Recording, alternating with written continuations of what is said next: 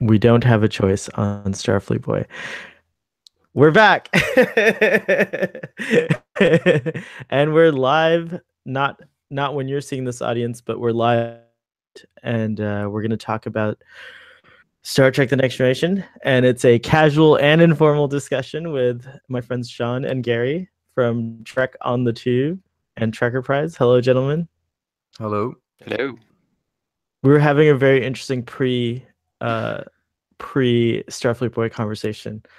It was good. Got my mind on my money and my money on my mind. What's that? I love how you just say that, and they're gonna listen to this and think, well, what was it? There's no context whatsoever. It's just it was interesting, and you weren't part of it.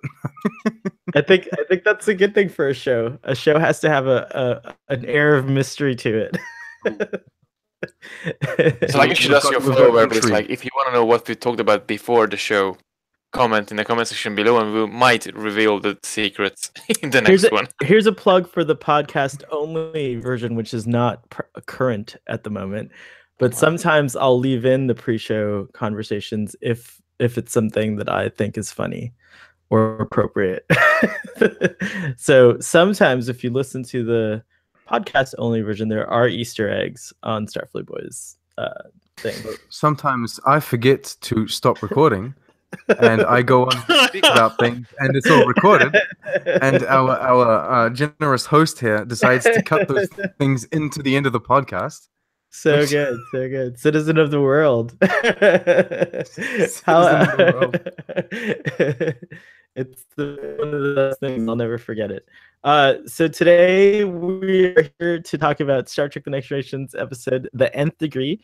Gary, I'm gonna guess this is one of your favorite episodes of Star Trek. Yeah. Okay, cool. One of them. one of the many.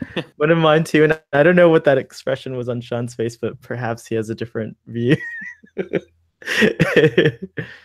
I don't know. One of your favorite episodes of Star Trek is a big call to make on this episode. But yeah, I mean, well, that's the fun. I'm intrigued. Let's talk about that now. I think yesterday one of you guys said that maybe you would do the next episode summary, but if you don't want to, I'm happy to do it. I think Gary said that he would do this one, and he should have done the last one, to be honest. Oh my god! That's fine. I'll do this one. All right, I'm not gonna be like just Barclay got smart and then dumb again. Scenario, because that's not how it happened. Wow. It's too short. That's good. Flawless. That's the episode summary right now. That's like the most succinct thing you can do. Excellent. Now, long story short, shall I start then? Okay. I think that was it. That was the long story short. Now, short story longest. Okay, so short story longer. So the Enterprise is set out to repair the Argus array as a big telescope that stopped relaying data for about 2 months or so.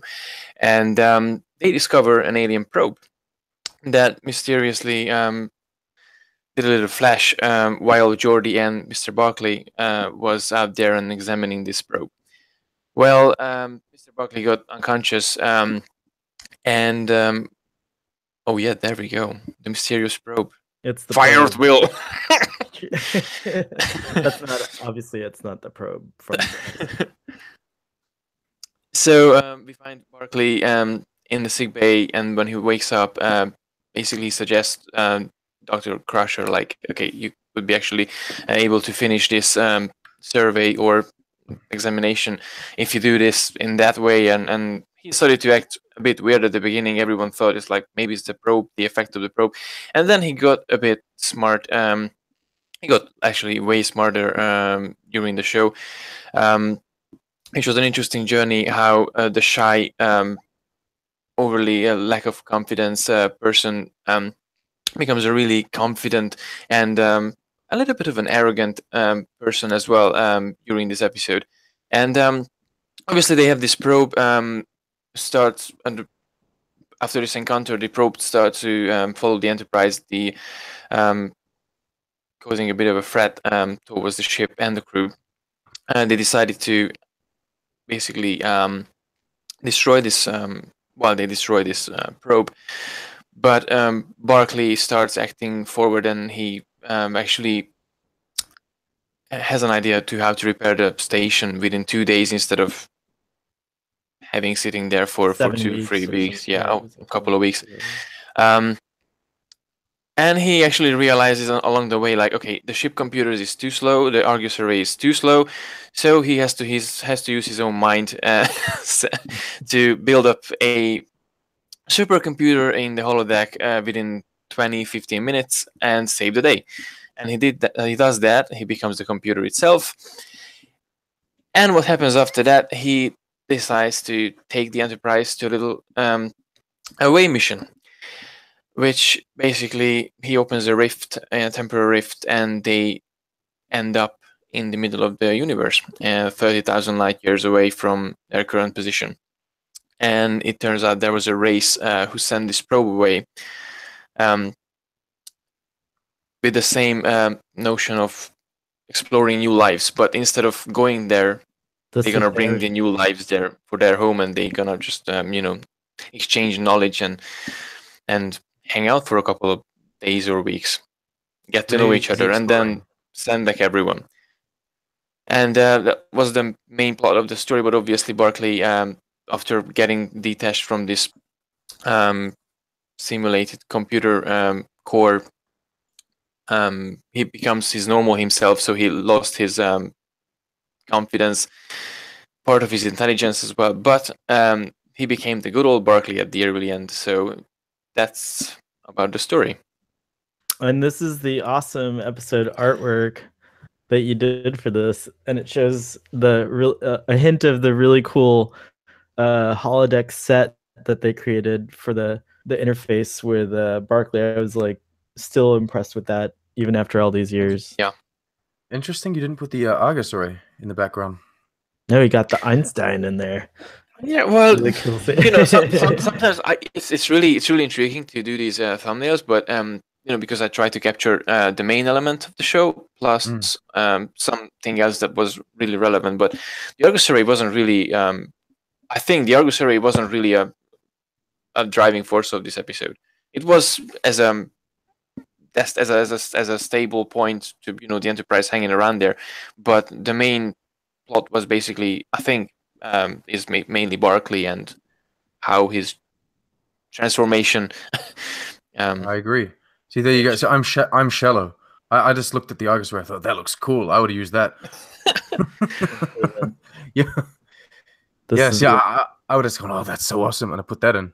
You look into the story. You see the deeper elements. There's a place for ships on Star Trek, which is every little boy and girl, engineer, everyone. We love the ships. It's a big part of Star Trek, which is why the D7 battlecruiser sucked in Star Trek Discovery. I did it. I'm sorry. I broke. Oh my god! Focus. He did it on purpose. Focus. He did it on purpose. I breached the Star Trek Discovery. I didn't mean to. Back to this. Nth Degree. I promise I didn't need to. Who wants to kind of do you want to go through notes? Do you guys want to just like I do have notes. Deal? Well, how does Sean feel? We know how Gary and I feel. We can start with this so we get it out of the world. I can tell you how I feel, and then I'll do a little. All right. So how I feel is I think the episode is fun.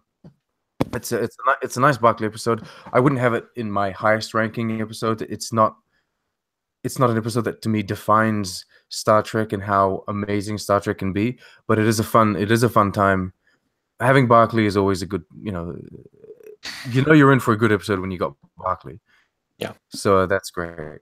And I wanted to build off your Discovery reference. And yes, I know. Come on, don't get mad. There is a resemblance to Discovery in the way that they find an alien probe and they try to figure out what it is. And so they get into the shuttle and they go there. And it just reminded me of Discovery's pilot episode. And then, of course, the story is completely different. And the way they deal with it is completely different as well. But I don't know. It helped me put Discovery into context. And they kind of deal with the probe the same way.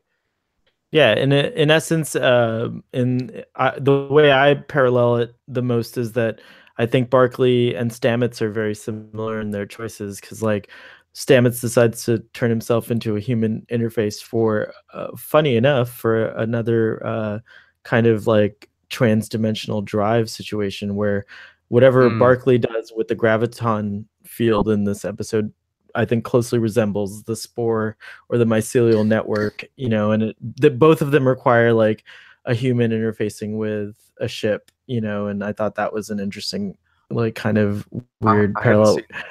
But do you see it now? Do you see it at all, or no? I see it now. It's always there's a probe. We're gonna check it out, and it was nice to see that because in Discovery they don't actually take the shuttle; they take the thruster suit. But they do talk about taking the shuttle first. They're like, oh, we need to get in there with the shuttle. And so it's just nice to see that there are similarities. Now we can move away from Discovery.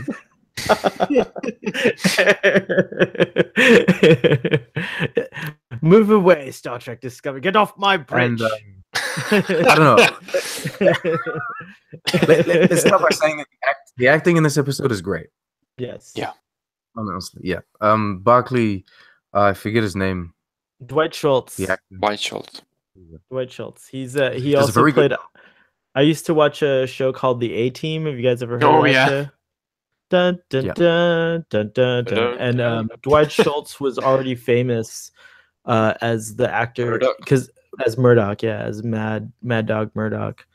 And so when he came on to Star Trek, I was like, "Whoa, Star Trek got Dwight Schultz! Oh my gosh!" and ironically, he doesn't play the same role. So he plays. No, he's the genius actor. Total opposite to him. Yeah, he's a genius actor. I think you could tell that the cast respect him because they're like charmed to be working with an actor of his, like, of his pedigree or whatever, or what have you, whatever actors care about.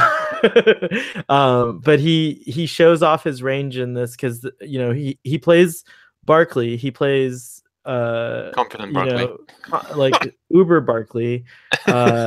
He also plays Cyrano two different ways. He plays that character Cyrano de Bergerac in a very like awkward way, and then later in a way that makes Dr. Crusher and the audience come to tears a little bit. Yeah.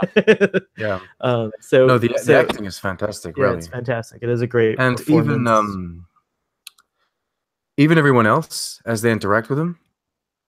You talk about that scene when he brings everyone to tears, just like looking into Crusher's eyes as she's swelling up, and it was amazing. That was a beautiful performance, Gates McFadden.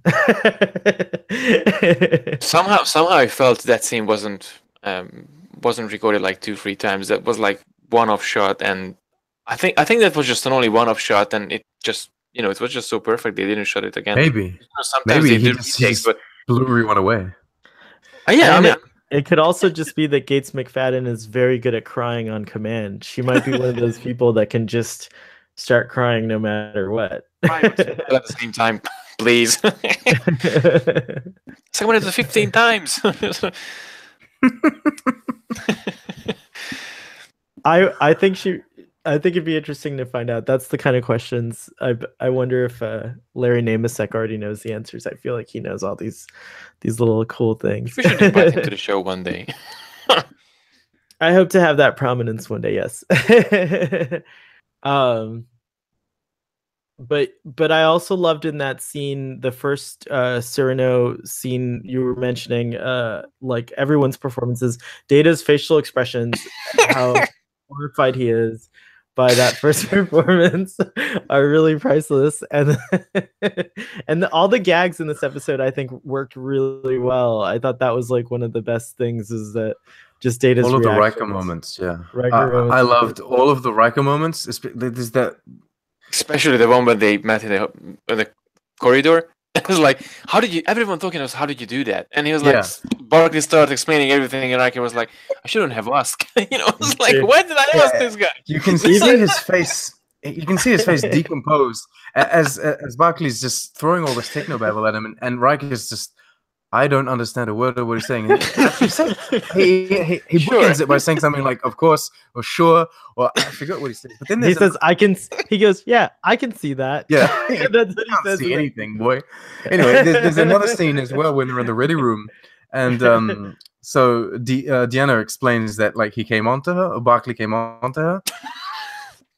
He took a pass at me, and then Riker then says like, did he succeed? And I don't know, she doesn't answer or something. Just his facial expression. Look, yeah, he's looking at Dr. Crusher as he's walking out. He's all confused.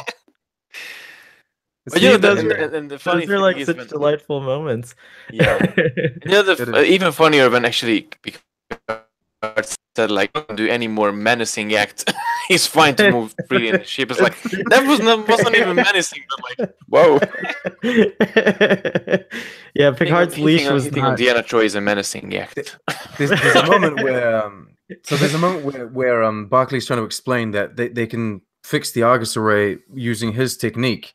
Right. And so Data says it's going to take 7 freaking weeks. We don't have time. And Barclay goes, I can do it in 2 days. Riker just sits and goes, what? Just gets really mad. Hell. That's preposterous. How could you even suggest such a thing? How dare you? How dare you? There was some really good character moments, like grounded character moments in this episode. It was really good. You know, the only surprising was for me, and I think it came from a personal like Geordi was pissed off all over the episode. You almost spit your water. I think Geordi was pissed off of Barclay being more clever than him in the episode, and he was actually able to save the Enterprise and in the Argus array at the same time. Well, not the same time, but almost the same time. So he became a more advanced human being, and I think it bothered Geordi a bit because I'm supposed to be the guy who solves the problem. But why the most lack of confidence and the shyest guy in the Enterprise, and he had problems, the holo addiction and stuff, and he's there and he's solving the problems, and I was like, what? But I think the follow-up scene. I think the follow-up scene to that is pretty awesome because Geordi, in that scene where Picard, they're trying to assess the danger of, at the end of the day, even though like Geordi's ego is definitely bruised, you could tell, and he's like definitely like sort of, he said something like, we can't do this without Barclay, and so he ultimately, I thought was a really cool expression of Starfleet training. Put this into context. Geordi schedules the meeting at 0700 hours, so 7 in the morning, right? And Barclay isn't there, and then so he asks the computer, he's in the holodeck. He gets immediately mad, but that's because Barclay's like he's that kind of guy. He has a history of holo addiction. He doesn't come into work, and so I think Geordi's riding that wave of that intense frustration that he's had from all of these years. And then he rides it into the fact that Barclay's really smart now. And he's like, oh my God, I can't deal with this. Not only is he late, but he's late because he's better than me now. I mean, this is just... And then, but what I love is also, he's all, at the end, he's like, we're going to have you examined by Dr. Crusher. Crusher, basically her assessment is you are the most advanced human being in existence. Like, there's nothing wrong with him. There's nothing wrong with him whatsoever. He's just completely somehow has transcended. And the first time when they examined like what happened with Barclay, and then basically Geordi just came to the conclusion like, okay, my visor actually protected me from the ray from the probe. And I think at one point he had like the feeling like, okay, if I don't have the visor, maybe I become the smartass. It could have been. Imagine that. It could have been any one of them. That's another thing that's neat about this episode is that the way that we discover the intentions of the probe and the alien beings behind it, they're called the Cytherians. And I did a little research and I found out that there's a follow-up novel with the Cytherians in it. And basically it involves Riker when he's an admiral. And so it follows his adventures on the Titan and the Aventine, which isn't that Dax's ship? I think it is just yes. Right about that. Mm-hmm. Anyways, I'm not too up and up on what happens afterwards, but it was a neat notion. It would have been a great follow-up story for a future set in the future Star Trek series, which who knows? Star Trek Riker, you know. So I've got a few questions about them actually. Those, what are they called? The Cytherians? Is the it? Cytherians, yeah. So let's talk a bit about Star Trek 5. Mm-hmm. Because they go to the center of the galaxy in Star Trek 5. They go to the center of the galaxy here, and they've got this like godlike being that appears as a head. I know that visually they don't have the same makeup. The guy that we see in Star Trek 5 represents more like a human because he's trying to represent God, and this guy's got he's got different facial features. But do you think that what's his name? Is it Shakari? Well, the god of Shakari. I do think he's a Cytherian. Actually, I do think that's. There's no link on Memory Alpha. No, but if I'm speculating, I would say my headcanon would say that yes, that might be a renegade. Would think so. A renegade Cytherian. Yeah. So because it's a similar power. He compels Cybok through dreams and other things to journey to the center of the galaxy where he's trapped by his own people, probably on a planetoid. And so you know, the center of the galaxy might be a bigger place than, you know, what, you know, filled with more of these kinds of like luminous transcendent beings, but maybe their power can't transcend the Great Barrier or whatever. You know, and so they have to bring people. Maybe the Great Barrier is just a break for prisoners or something, or for bad guys from the Cytherians. Just imagine that. I mean, maybe it's just a force field that they can't break from inside, but anyone else can go in. Like the Enterprise. It's always been Star Trek's answer to what's beyond the imagination. Like, is that there used to be a Great Barrier to the center of the galaxy, but there's also another Great Barrier that keeps us from traversing through our galaxy. But then modern science has shown that, like, you know, those things are probably not like strong enough. You could probably overcome these forces, and so I think future series, the Great Barrier will be between universes, which is kind of like what that other show that we don't talk about does. Like, now they're like hopping around universes because that's, you know, that's the new Great Barrier. So I was thinking like these Cytherians kind of resemble the Q continuum, and so the one that we see in Star Trek 5 is kind of like a Q type asshole figure. He's got the same powers as this guy, but this guy that we see here is kind of, he's nice and he's just trying to explore and understand, and this is his way of learning. Yeah. Whereas the other guy he's a dick. But the Q is the most. I think the Q might be the most omnipotent being ever presented on Star Trek. I don't know if I'm wrong about that, because I don't know about Voyager. Maybe. Oh, they're not really omnipotent. They're just on different level, I think. Yeah, I think the Q. There's the Organians, I suppose. I guess they're in the same class. You're right, but yeah, there's very few of these like beings out there that are beyond human comprehension of how their technology works, essentially. You know, and so it looks like magic. And I think the Cytherians are definitely one of those. They're a more silly one in this. You know, like this depiction made them kind of silly, I thought, but I liked it. I enjoyed the old shaman head who spoke in complete descriptive you know, like $10 words, which was wonderful. Maybe that's what they got paid for, you know. You gotta pay for those words, those long words. They also went full motion picture with the kind of slow motion travel. Yeah, that was a neat touch. Call back for the motion picture, indeed. Yeah, I really like that. It was, I don't know. It kind of makes the whole ridiculousness feel canon, I suppose, but of that scene in particular. Yeah. No, it's true though. It was a nice callback. You know, there's one thing that I was thinking about the what's the name? Cytherians. Yes. So I was one. There's one thing that I was it kept my attention. So they bring people. They bring different races from different places and different corners of the galaxy to their place to learn from them. What if they bring the Borg along? I know. Or the Cardassians, or the Klingons, or the Romulans, you know, because not everyone is really, or the Dominion, for crying out loud, because not everyone is as friendly as Captain Picard and the crew of the Enterprise. So what happened? You know, I think the Cytherians could probably handle what they bring. It seems to me like they're no. I mean seriously, like no, I'm just like kind of seeing the scenario like.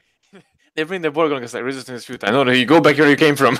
Right. That's the only exception, though. I think they wouldn't be able to bring the Borg because if like they enhanced Barclay as a human, it only has an effect on Barclay. If they enhanced a Borg, they enhanced the whole friggin' collective. Oh God! And we're all screwed. So don't want that to happen. But hopefully, Picard said, "Hey, look, there's a thing out there called the Borg. Don't call them."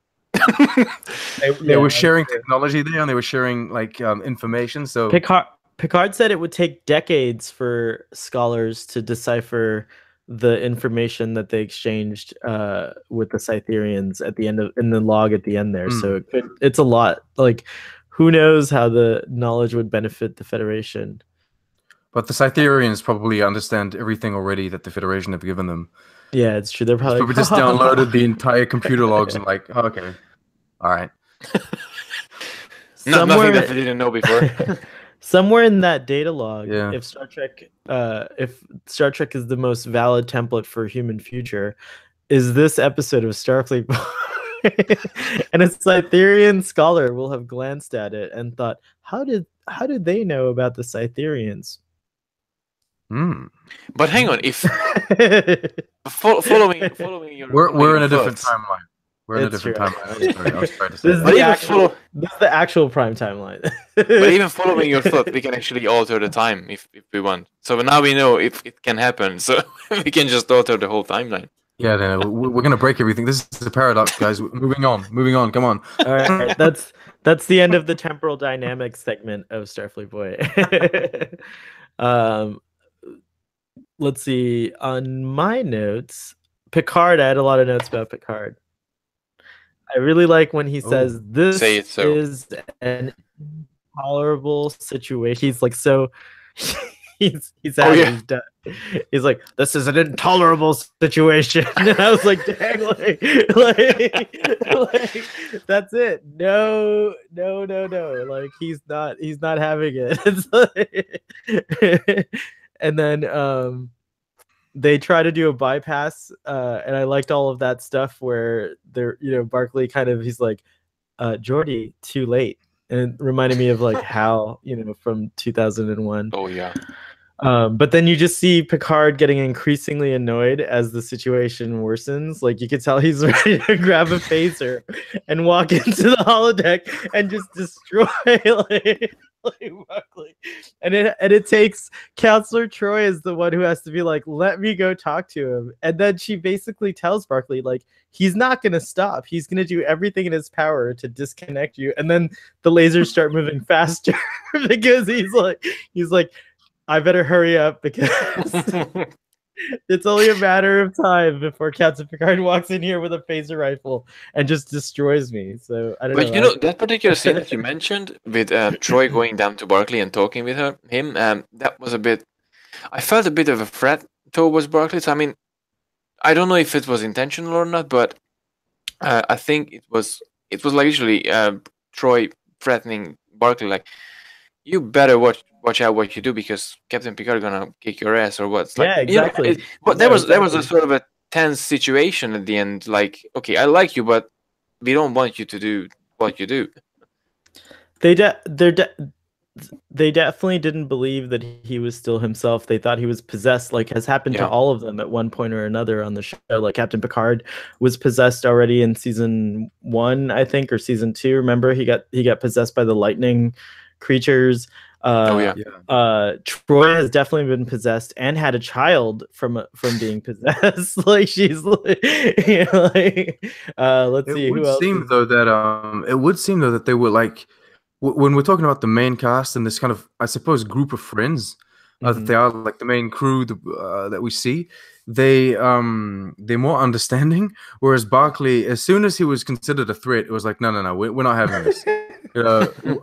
Picard's going to come down with a phaser rifle and shoot you out of that chair. Deanna's coming down like, hey, you better get out. Like, no,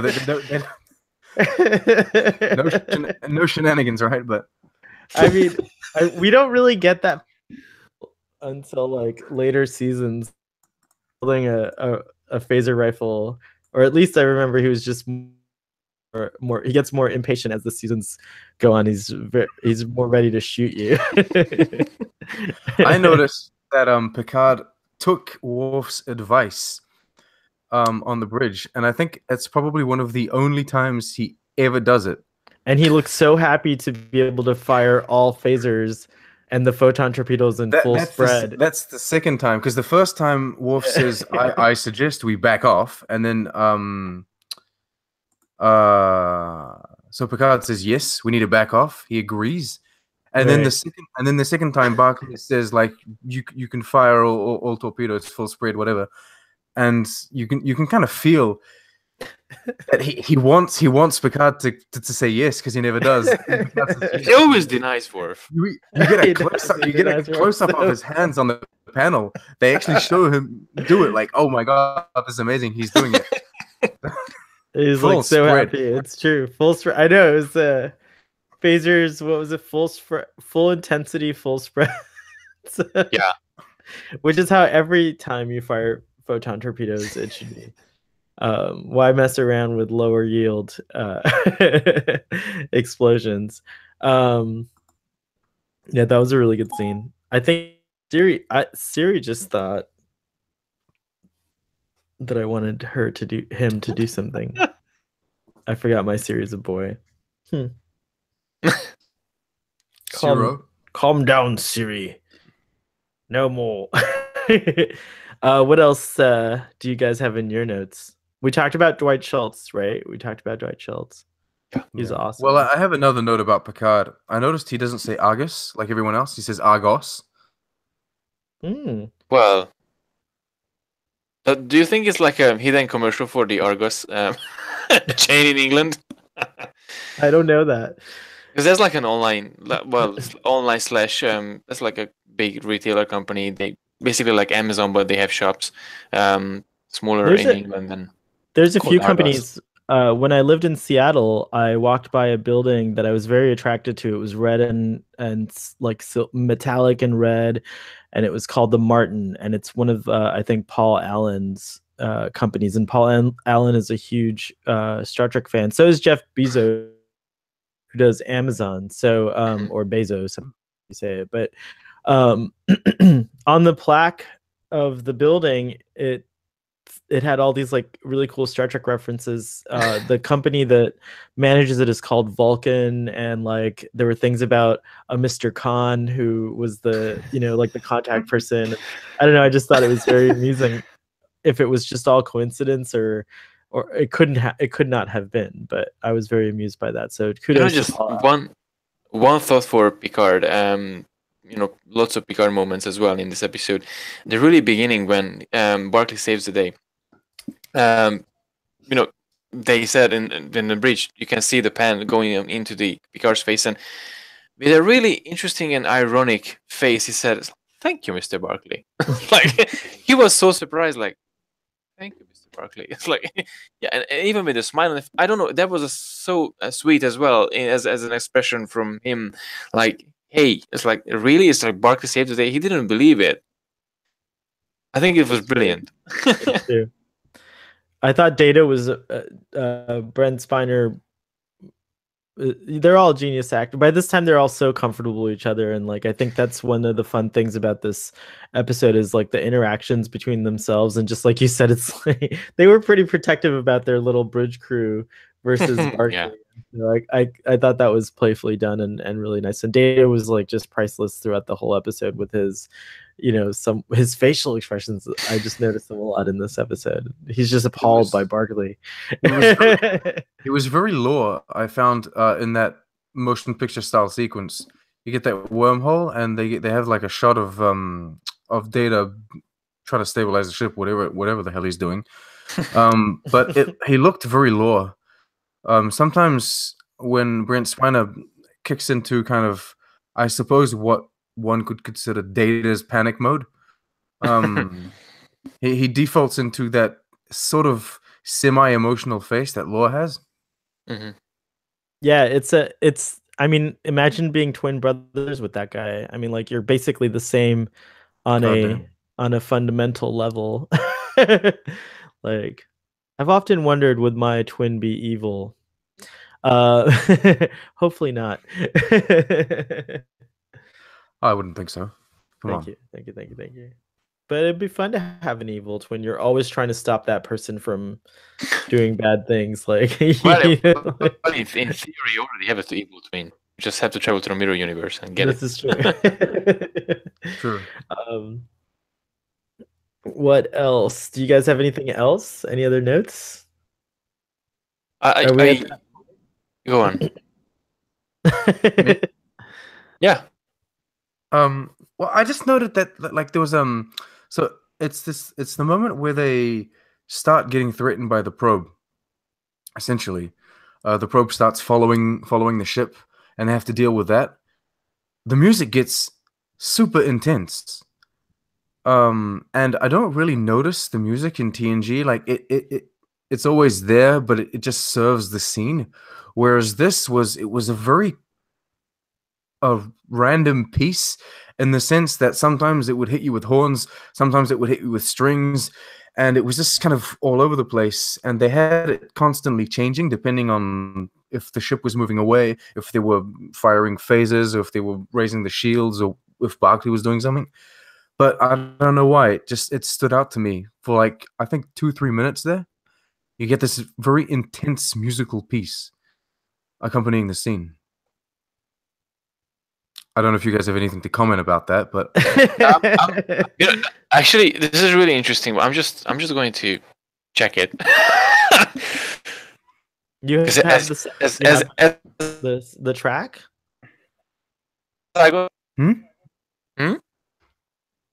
No, I don't have the exact track. I'm just checking the episode.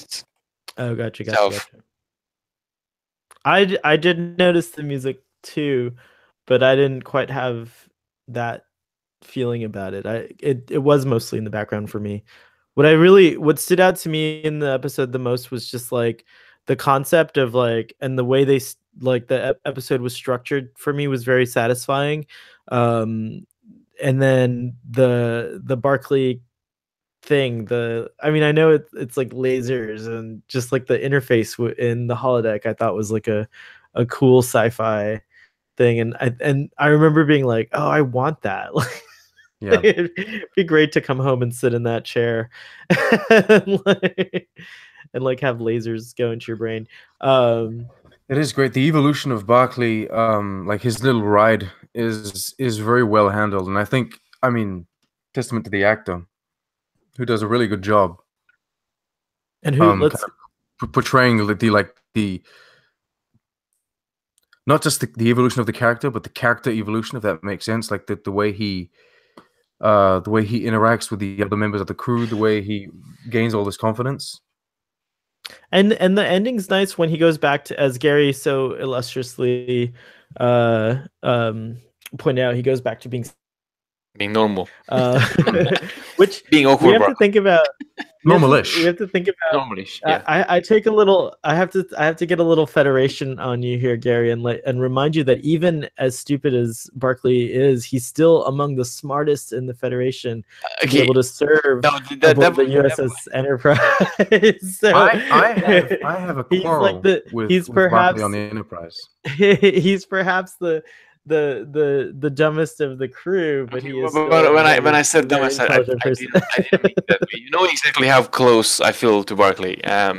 Because I ever said if I have an alter ego in Star Trek, I probably would play. Yeah, I remember. No, I I remember think your that story. and I think and this episode is really close to me as well because it's basically getting to know Barclay in a I don't know. I I love I love the good stories, and even though this is not really an action-packed story, but I ended up watching this in this morning again, and I burst into tears in the end. Oh, yeah, and that's And the nicest that's mainly scene because of Barkley, and too. you know how Yeah. the conversation that he had with Jordy and Troy at the end, like you exceeded your own limits, and you always had losses that you still carry on, and that remind you who you are, and you evolving as a. It's just something beautifully brilliant, and I don't know. I'm still feeling like I'm still shaking, and I'm even talking about this because it's so personal in a way as wow. It's just wow, and it's just I can so feel the way how Barkley went through on his thing and how he was so awkward at the beginning and how he became friends with the crew of the Enterprise and the journey that he actually um, on because obviously his journey doesn't end here.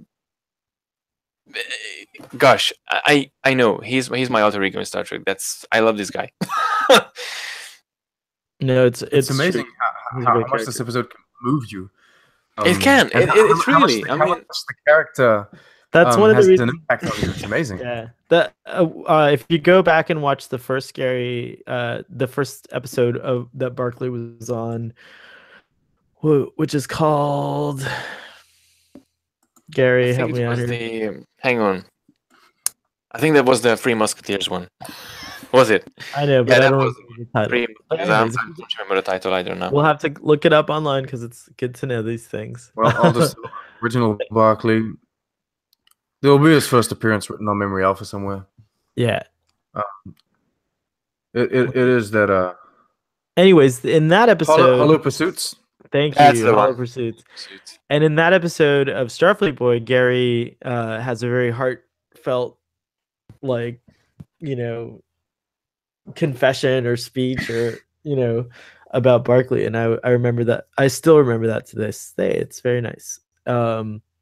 And so I thought about that, and that's why I was excited to have you come back for the Nth Degree. That's a really touching scene in 10 Forward, definitely. And I like that it ends.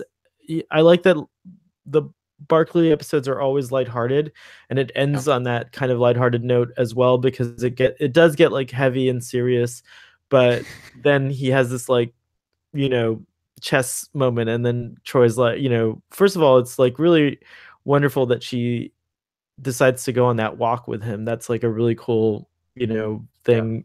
Just a nice moment for him. But then that little chess moment is so classic, kind of I wonder, is he back in 9 steps. Play no.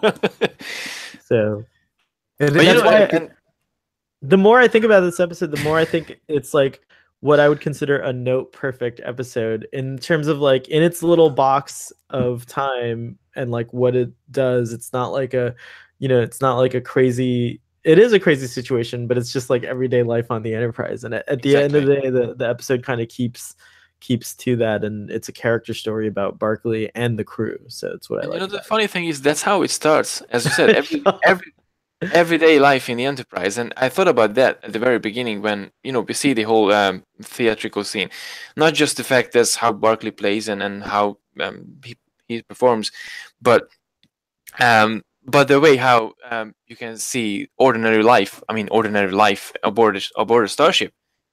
It's not just going duty and you go to holodeck if you want to hang out or go to 10 Forward. You have like workshops, like acting workshops, and you can go and engage the different activities between the crewmates. So it's a beautiful way to present things like, okay, you don't just have holodecks or 10 forward. You can do whatever you feel like or whatever you have available. You can just form a group with your friends, your colleagues, and do something fun for entertaining yourself plus the other crewmates. So I think it's also a brilliant aspect of showing how life is in the Enterprise, how life can be in a starship. I agree 100%. Especially on a ship that's got like over 1,000 people on it. Yeah.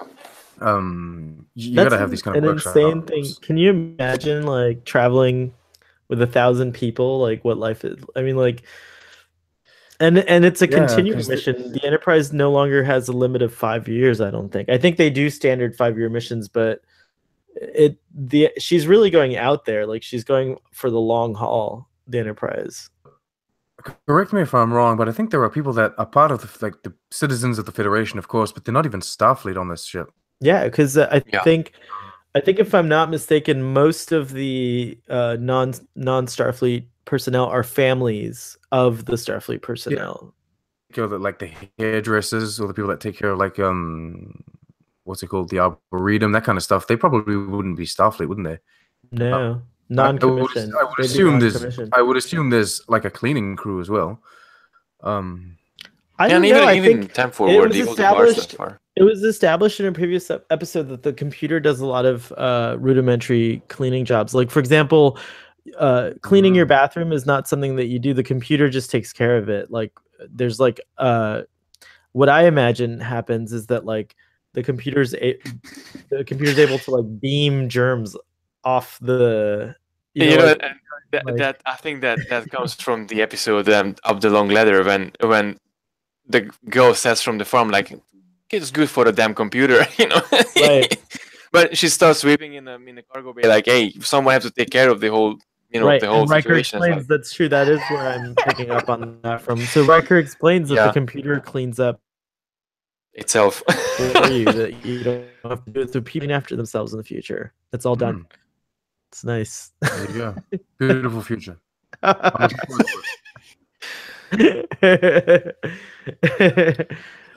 No, I think the episode, going back to what you guys said earlier, the way it ends, so both with, I mean, the kind of cheesiness of the Cytherian there is great, because it is like a kind of a return to true Star Trek form in the sense that you, at the end of the day, there was a threat, but not really. Right. It's just like it's a corny old man at the end, and then you get that very you get a very heartwarming character moment to kind of finish the episode. Yeah, it is very Star Trek in the way it's done. Yeah, it's and I think it's also not a common thing. It's a nice break from all the death, which is not that much on Star Trek: The Next Generation, but not that much. No. But it is. You guys were talking about like how it's kind of slice of life. It is when you think about it, because the whole thing is pretty routine. They're gonna check out the Argus array, and there just happens to be a probe. But if the probe wasn't there, and if the Cytherians weren't doing all what they were doing, it would have been very routine. So much so that they have time to do workshops and plays and what have you. And they're pretty calm about everything. Like even one of the things that I always kind of take note of, and I think it helps me when dealing with stressful situations in real life, is like I always remember like how calm everyone is on the Enterprise D. Like Tim Picard keeps a pretty calm environment. Like they're about to get destroyed by a probe, I'd be freaking out. I'd be like, holy shit, Captain, what are we gonna do? And he's just like, calm down. He says, I'm open to suggestions now, just like very calmly. Like he's like, I have personally run out of things to do. I'm open to suggestions now. Ensign Starfleet, Ensign Sahel would override the captain completely, and he'd be like, "Red alert, shields up, holy shit!" I totally would be. I'd be like totally scared. But it was like running off the bridge, like I gotta get to a freaking shuttle pod, right? I totally would be. It would totally be like that. But no, he's open to have a suggestions. site to site transport locked on you like constantly, just in case. Like transport me to the shuttle bay. I'm getting out of here. It's true. Because there are enough death situations every week, right? Well, it makes sense though. They truly are out there in the frontier of the galaxy. Like, I mean, they have the best technology for their time and their like relative, part of the, galaxy, but we're constantly seeing them encounter, beings both good and with good intentions and not so good intentions, with slightly or more superior technology than them. So it is interesting how calm they remain throughout the whole thing. But I mean, at this point, it's pretty simple in Picard's mind. Like, if it's something that he can't explain, he'll automatically think, "Is it Q?" And then we've established that if it's cloaking technology or any kind of devious plan, he automatically assumes it's the Romulans.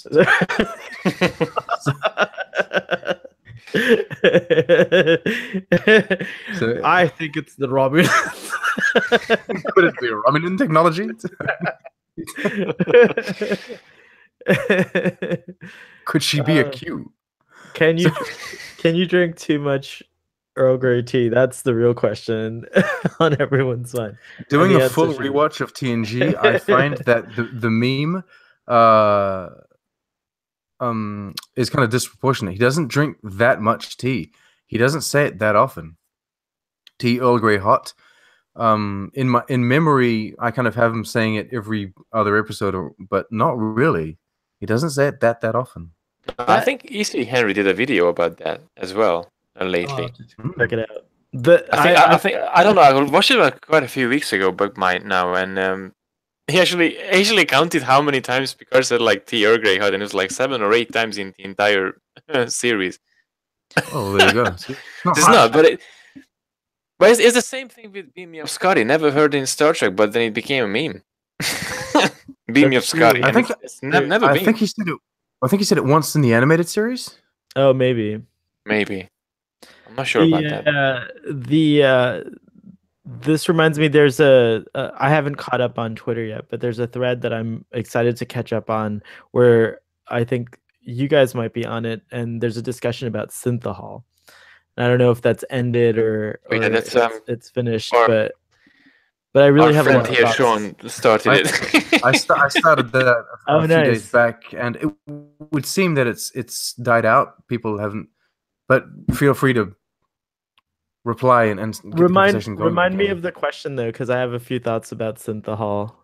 I can actually. Okay, so I'm going to go check out the tweet itself, so I can read. This is our Twitter segment on Starfleet Boys. So this is a good opportunity for me to remind you to head on over to Twitter and follow Trek on the Tube, which is Sean, and Trekkerprise, which is Gary, and then you too can join in this exciting thread about synthahol.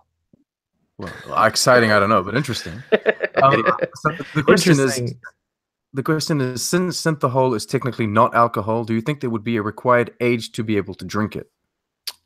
Very nice. And that would depend. I've never been clear on whether synthahol gets you intoxicated or not, because that was the first initial response to my question. So follow up after doing some research. A few of us saw that on Memory Alpha. It's explained that it can kind of affect intoxicate you. I think Data explains at some point that most humans are able to like shake it off essentially. But so it does depend on your species and how you handle your liquor.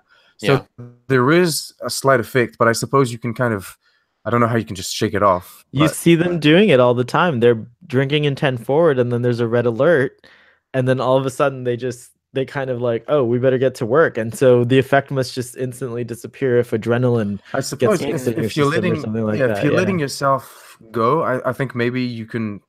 It's kind of like being in the moment. You let yourself go, so you're letting it sink in.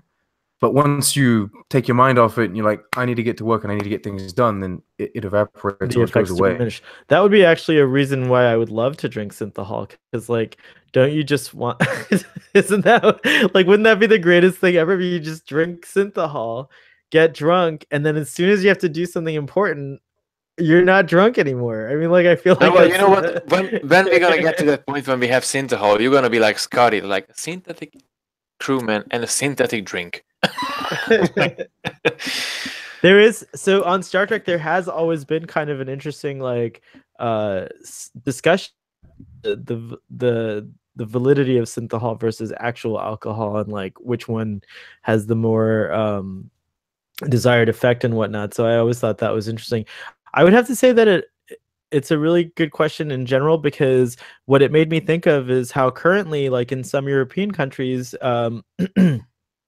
children can drink at 14 or 15 in their own home and things like that. Like I believe in France, many of my friends who grew up in France say that they unofficially, with their parents' blessings, drink at the age of 15 or earlier. So I think that's every country in the world. No, I think refer to France like that.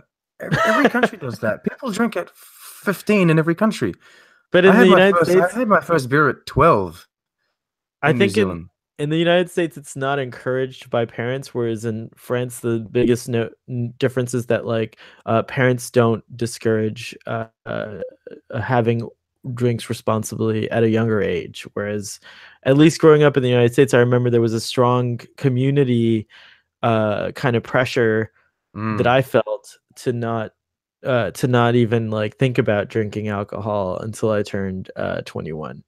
And then I personally did not drink alcohol till I turned 24. So I was the late drinker. Wow. Yeah. But interesting, you can go to war at 18. This is true. I do think that if you expect someone to die, you should give them the delights of alcohol. Like that right should be available to a person that's going to put their lives on the line for your country. So yes, I personally agree with that. No, having lived in France, because it's interesting that you talk about that, because that came up in the thread on Twitter. Someone mentioned like in France and in I think they said Germany, you can drink at a very young age. So I can't talk about Germany because I've never been there. But in France there is a wine culture where a lot of people will drink a glass of wine as they eat, and they have all these different types of wines that accompany whatever meal they're going to have. Yes, but I've never really seen anyone kind of pressure or influence a child into drinking. Maybe there's less of a disapproving feel or look that maybe, as you're explaining, there is in the United States. If someone that's 15, wants to try wine or try whatever alcohol, then there probably won't be as much of a fuss. Right. I think that's very true. But I've never seen like direct influence or pressure into doing that. Yeah, I don't think that's, and I think that's in any country in the world. I think that's the point that a lot of proponents of like not regulating these things so much and leaving it to the decision of like the communities and like, the individual, homes, because there are benefits. For example, there's a huge problem in the United States with binge drinking, and like, many teenagers feel like they have to hide, so they'll drink in like binge drink when they can, because they're afraid that it's something that they're not supposed to do. Whereas in Europe, binge drinking isn't really a phenomenon. Most people drink responsibly because they're exposed to, or not. It's not made a big deal of when they're younger, as you illustrated. Yeah. So interesting side thing from synthahol. But if they had synthahol, I'm a proponent now of synthahol, because anyone could just shake it off and get to work when they need to. Such a great, the funny thing is, I remember there was an episode somewhere to watch over me in Voyager, and the doctor actually explains, because one of the ambassador got drunk of synthahol, and there's like and Chakotay and the other crew members like, I thought synthol is not effective to anyone, and the doctor explains, like, okay, there's usually an enzyme in your body that breaks down the synthol. Yeah, but other species or some people doesn't have that enzyme in their body, so that can affect eventually, and you won't be able to shake it off. That's yeah. cool. I would assume synthahol has been designed to like kind of accommodate most Federation species, but considering voyages into the Delta Quadrant, they're meeting species that probably have very different constructs or biological structures. So but then we got one fact. I mean, I'm pretty sure you remember the fact that when Neelix came along with the coffee, the ambassador almost like got addicted to coffee. So everyone in the Delta Quadrant get addicted of coffee. That's probably something that Janeway did with the Delta Quadrant. So, can you answer the question? Which was, do you think there will be do you think there's a legal age in the universe of Star Trek for synthahol? I don't think that's something that it's never. I can say that like, from what I've seen, it's never been established. But as far as like what I think, yeah, from what I think though, is that there would probably not be a regulation because from the description, based on the description of what synthahol is like, I would think that it would have the same effect on a minor as it would on an adult. So I don't know. That's a very fascinating thing to think about, though. But it would be nice to know. I mean, to answer the question, it would be nice to know what that enzyme and if that enzyme actually what time it started the body starts producing that enzyme, because maybe there's some biological fact that you don't have that enzyme in your body till you reach that age, or this body's so not start producing the puberty. Maybe. I mean that's just something that came onto my mind, but it might be something to do with I'm pretty sure there's something well, Scotty, there has to be an age restriction, I guess. Scotty used to go, every time Scotty had a problem with being drunk, he would go see Dr. McCoy, and Dr. McCoy would inject him with something that would make him sober. So I think what synthahol is like the reason why synthahol is encouraged is because of that shake it off. For the majority of people, they're going to be able to shake it off, but I'm sure that the doctor was able to give the ambassador, a shot and then cure him of his drunkenness. Remember, the doctor was always treating Scotty for a wee bout, which probably he had a little too much whiskey the night before. I'm sure they still drink up together. It's true. That's an interesting side note. Yeah, that's a really good side note. Now we get to rate this episode. Oh, hang on. Can I have one more final thing before? I don't know if anyone else has anything to say about the episode. I have something to say to Sahel because he likes to notice these kind of things. It took 7 minutes for the episode to hit us with the opening title sequence. I noticed that too. That's true. And you like that? So I love it. Yeah, and there you go. Well, in my rewatch of Discovery, they're doing it a lot more than I originally perceived. So kudos. Interesting that they were already doing it in TNG. It took a long time because this was the play, and then there was the probe, and I think it even went up to the moment where they were in the shuttle. Wow, the teaser. That's insane. Yep. Very, very cool. So it was almost like it was Act 1 rather than the teaser itself. Took place before they. Yeah. Oh wow!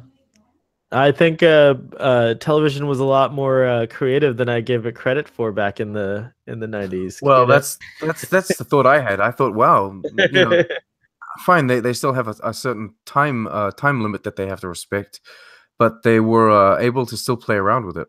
Yeah, it's very cool. So Gary, tell us. I sort of just had one thing in my mind in the really end, when Barclay goes out with Deanna Troi for this walk, and when he transforms back to his normal self, everyone starts to interact with him in a normal way as they interacted with him before. But when he was like smart and full of confidence and stuff, and I think he was a bit arrogant as well. But no one seems to like him. But then I started to think maybe, Barclay's the guy that guy who they got to know from the very beginning, and that change didn't really suit him. So wonder if we got to see Barclay from the very beginning as the really confident guy.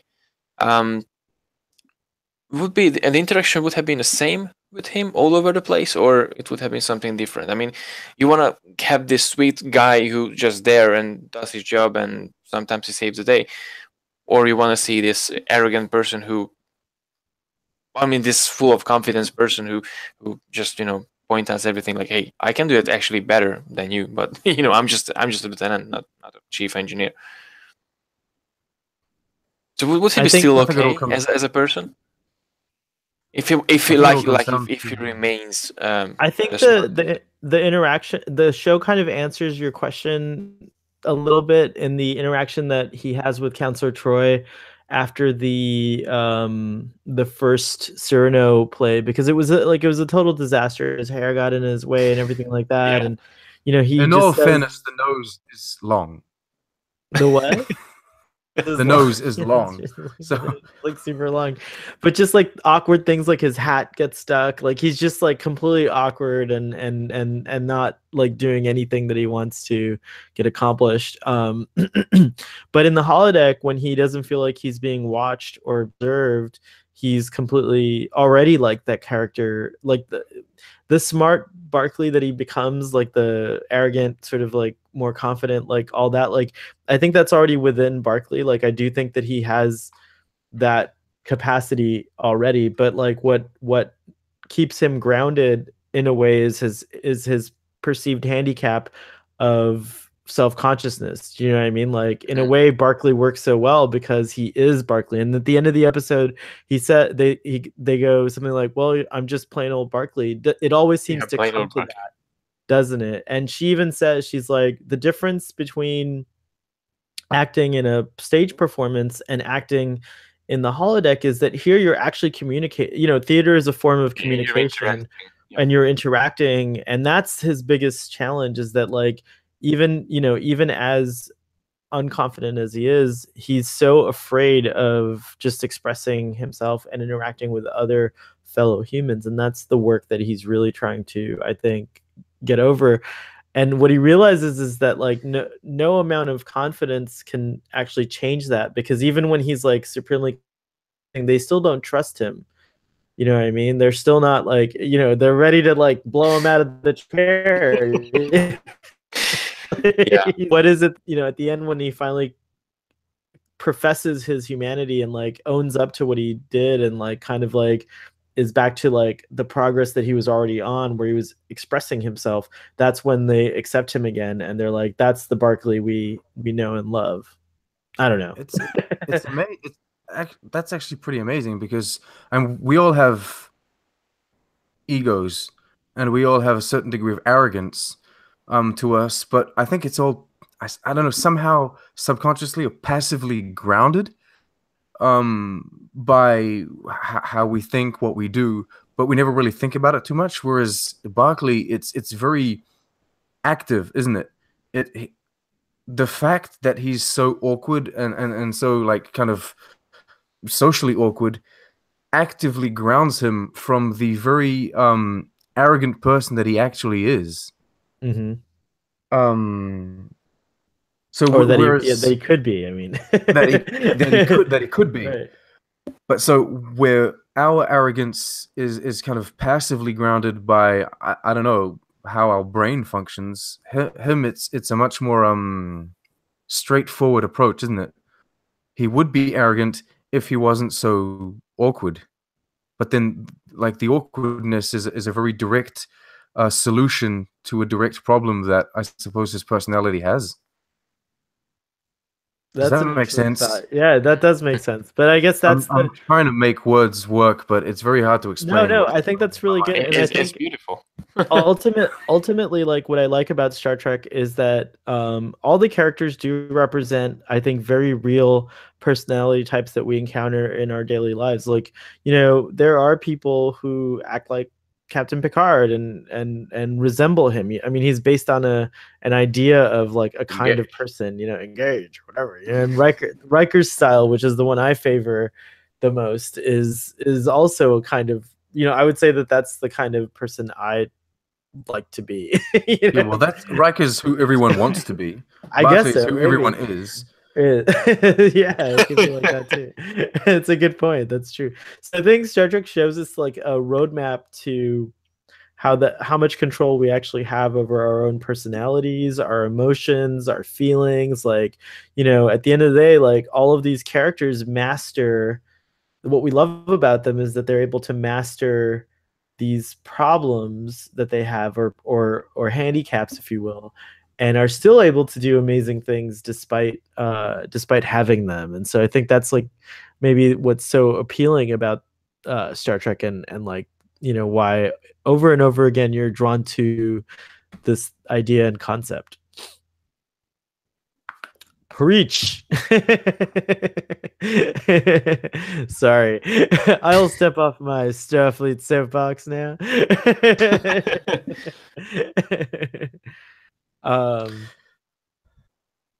Shall we go for the rating now? I think it's so. a good time to rate. I think it's time.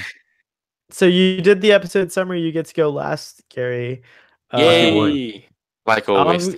After this discussion, I still feel pretty solid about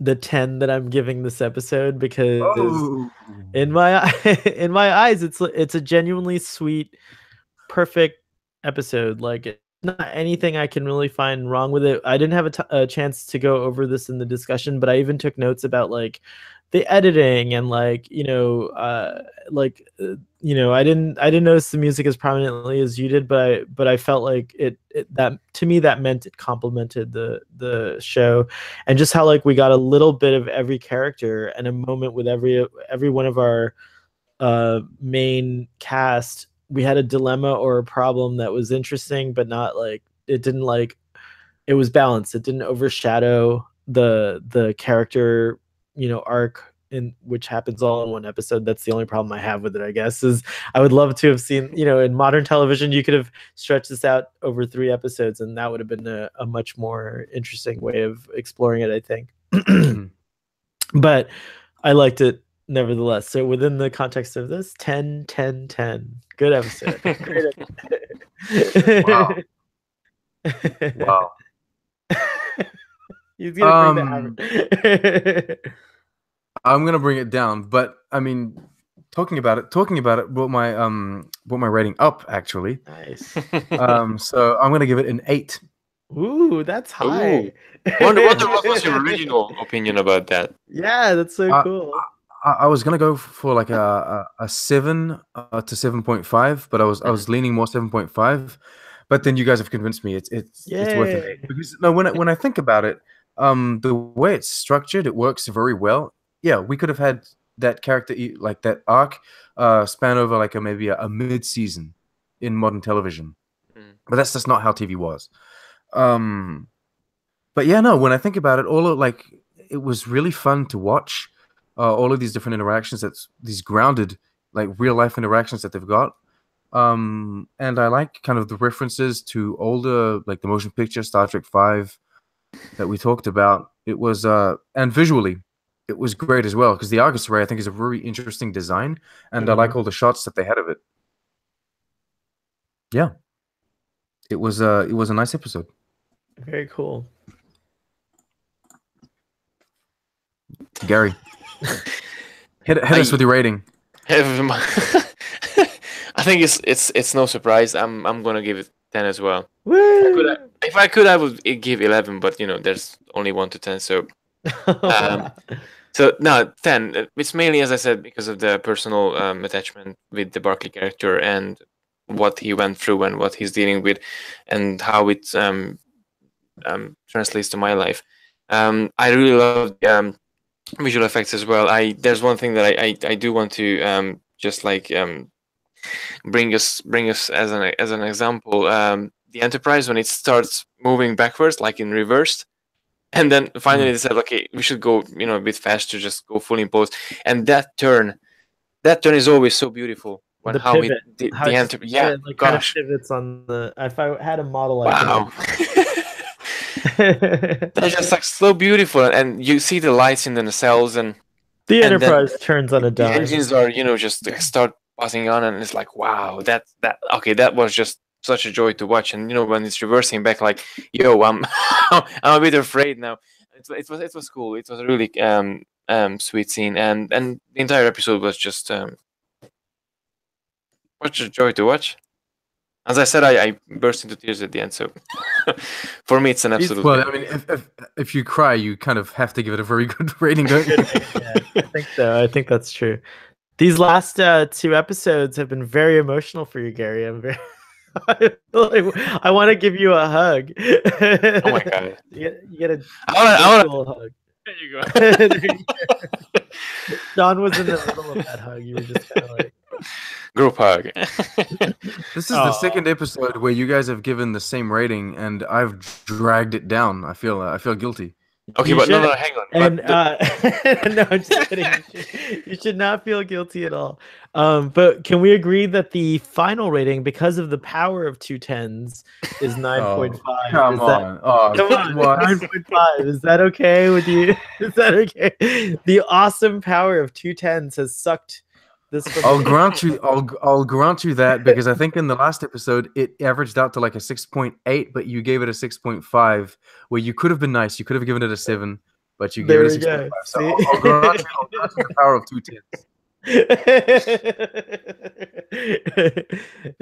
Gentlemen, the ratings are very official, very professionally made, very professionally given on Starfleet. Anyways, thank you, gentlemen, for another delightful discussion about Star Trek: The Next Generation. I look forward to our next one. And before we go, if you've made it this far, please feel free to like or dislike this video, comment as you would. And if you aren't already subscribed, please subscribe. And I'd like to take this moment to offer my gratitude to all the people who are subscribed to us, both on YouTube and on the podcast. So thank you, live long and prosper, and we'll see you next time.